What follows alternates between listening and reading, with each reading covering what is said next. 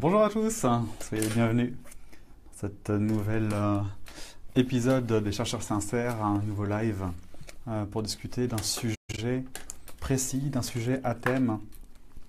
Sujet aujourd'hui que nous propose Solène, le sujet du vide, que vous avez vu dans les commentaires.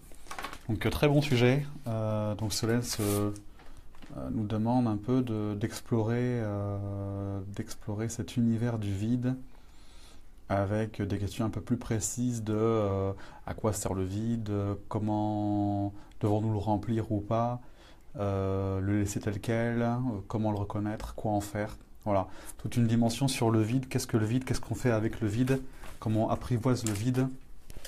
Finalement, qu'est-ce que c'est que ce vide, à quoi ça sert, comment on l'apprivoise, comment on s'en sort de ce vide qui effectivement parfois nous submerge un peu ou peut-être est désagréable. Donc, je vous laisse quelques instants pour nous rejoindre. Et puis on va commencer ça. Dites-moi en attendant si vous me voyez bien. Coucou Françoise. Et puis voilà, dites-moi si tout est ok pour vous. Faites-moi un petit coucou. Et puis on va commencer ce sujet passionnant du vide. On est ensemble pour voilà, une demi-heure, trois quarts d'heure, une heure en gros. Coucou Anita, coucou Françoise, bonjour tous les chercheurs, nous dit Françoise, bonjour tout le monde. Il n'y a pas beaucoup de monde de connecté encore pour le moment, mais c'est aussi l'horaire, je pense que ça ne convient pas à tout le monde. Mais c'était le seul créneau que j'avais pour cette semaine. Peut-être que c'est plus pratique, n'hésitez pas à me faire des retours aussi, peut-être que c'est plus pratique entre midi et 2 par exemple, ou peut-être le soir, ça pourrait aussi s'envisager le soir. Voilà, peu importe, en tout cas si vous ne voyez pas ce live en direct, et bien vous le verrez en différé sur le groupe des chercheurs sincères. Dès qu'il sera terminé, il sera dispo en mode replay. Ok. Bonjour tout le monde, nous dit Anita, belle journée ensoleillée dans l'Est et dans l'Ouest aussi, comme tu peux le constater, il fait très beau. Je suis au Sable d'Olonne là en ce moment et il fait très beau. Ok. Donc, merci Solène pour ta question, et puis un coucou quand tu nous verras en différé tout à l'heure. Le vide, pour commencer ce thème du vide, ce qu'il faut comprendre, c'est que le vide, en fait, c'est un mot. C'est un mot que le mental a trouvé pour indiquer cet espace plus ou moins creux dans laquelle il n'a pas l'habitude d'aller. Le vide, en fait, est la conséquence d'un moment où le mental fait moins de bruit. Et en fait, c'est plutôt, faut plutôt voir comme une transition, un moment où il y a moins de présence mentale, on remplit moins avec des activités, avec du bruit mental, avec tout un environnement qui s'anime, qui s'agite. Et le vide apparaît à ce moment-là dans cette espèce de transition qui existe entre ce brouhaha mental et cette bascule vers une dimension plus intérieure. Et à ce moment-là, le mental, ne connaissant pas cette autre dimension, une dimension plus émotionnelle ou plus spirituelle, eh ben, il a peur, il flippe un petit peu, et il faut bien mettre des mots sur ce qu'il vit, et il appelle ça du vide. Vide qui fait peur, vide qui nous invite à plus de profondeur, à une dimension plus intérieure, plus spirituelle, à une meilleure connaissance de soi-même, le grand S, le soi, la dimension plus spirituelle, la dimension de l'être, de l'âme. Et comme Monsieur Ego, comme Monsieur Mental, il comprend absolument pas ce vocabulaire-là, puisque c'est pas de son registre, vous vous souvenez des 4 plans de conscience, le mental, le corps, les émotions et le spirituel. Ne connaissant pas ça, eh ben, il a plutôt tendance, a priori, en tout cas de manière logique, à ne pas y aller. Chemin faisant, au fur et à mesure de notre vie, à force de ne jamais y aller, on finit par parfois même ignorer ce monde. Beaucoup de personnes dans ce monde ignorent leur monde émotionnel, et encore plus leur monde spirituel, qu'ils occultent complètement, d'où la perte de sens, la perte de à quoi ça sert, la perte de pourquoi je suis là, et puis cette dérive qui va vers une espèce de vie routinière, monotone, en mode tacite reconduction, dans laquelle une croyance générale s'installe et qui dit la vie c'est ça. La vie en gros, tu nais, tu t'apprends des trucs, après tu vas travailler pour gagner de l'argent, pour te donner quelques plaisirs, et puis t'enrichis un peu de tout ça avec un homme, une femme, des enfants, un pavillon, un chien, un animal de compagnie, une voiture. Et a priori, ce serait ça. Hein.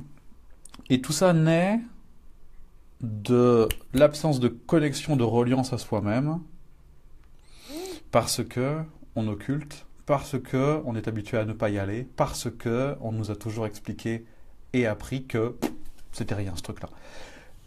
Et ce monde est essentiellement régi, même s'il change beaucoup, hein, on est d'accord, mais essentiellement régi par cette culture de l'ego, de l'identité, de je suis ce que je fais, de la représentation à ce qui se voit, ce qui se montre, ce qui s'entend, voilà, une identification à un registre matériel, sur un plan matériel, un peu dans le dur, dans laquelle on existe au travers de ce qui se voit, de ce qu'on réalise essentiellement.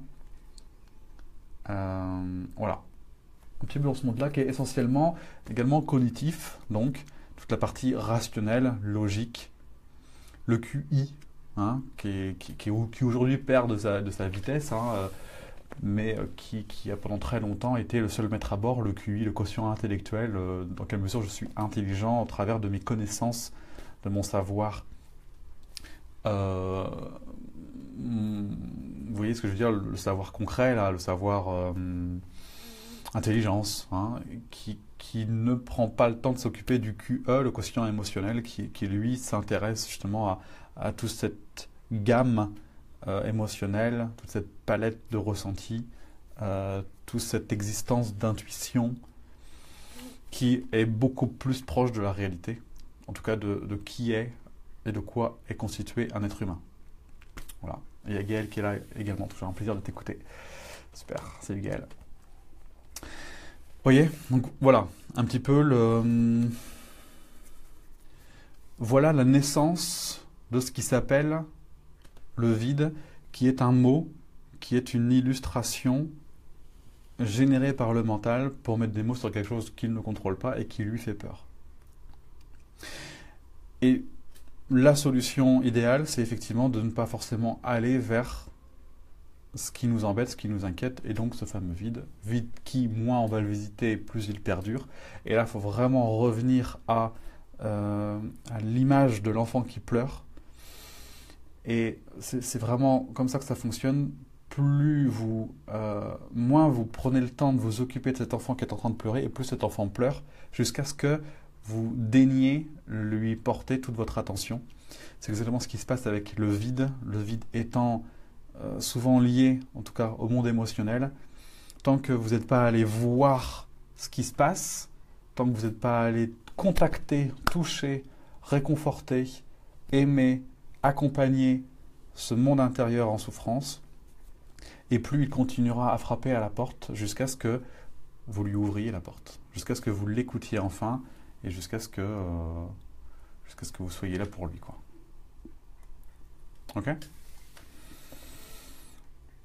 Voilà l'idée. Voilà comment se crée le vide, voilà d'où il naît, voilà comment il perdure, tant et aussi longtemps que il ne sera pas pleinement accueilli. Ça répond à une de tes questions que tu avais posée, Solène, à savoir quoi en faire, hein, et quoi en faire, c'est vraiment cette notion. Ah, je vous avais perdu un petit peu pendant quelques instants. Bon. Vous m'entendez bien, ça va? Ouais. Ok.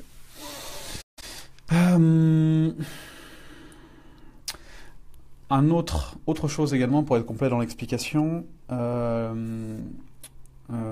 ces moments de non-contrôle que le mental n'aime pas sont des moments normaux et naturels. L'humain est doté d'un inconscient, et puisqu'il est inconscient, il est irrationnel.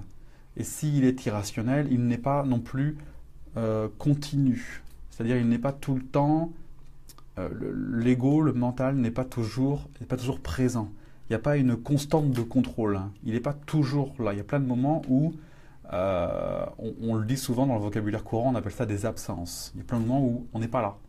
On entend mais on n'entend pas. Ou alors on est dans nos rêves ou dans nos pensées, comme on dit. Sauf qu'on n'est pas en train de penser, justement. On est un peu en train de flotter là. C'est ces moments d'absence. Et pendant ces moments d'absence, c'est ces fameux